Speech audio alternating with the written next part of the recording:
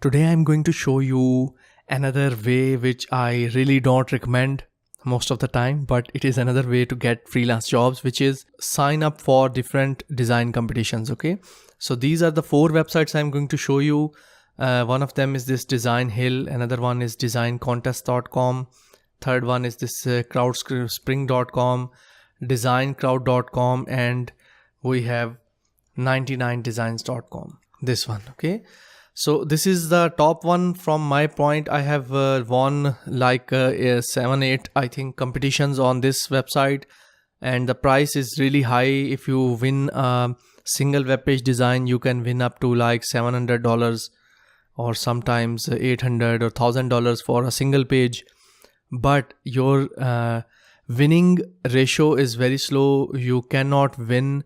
There are less chances because of 2 or 3 factors. One is that a lot of designers are competing here. Maybe if you are competing with like 70 or 72 designers, your chances are very low that you are going to succeed. Okay.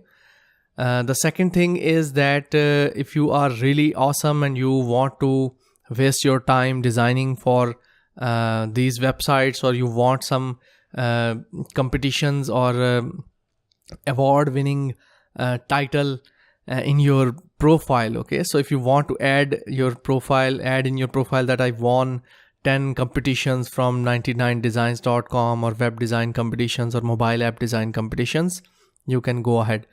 But personally, I think it is better to build a side project rather than competing on these websites. Okay, so there are different categories: art, illustration, clothing, merchandise, business advertisement, a lot of different competitions. Okay, so you can go ahead and try these competition websites. I'm going to share the links, so don't worry. All the links to all those freelancing and job hunting websites I'm going to share with you.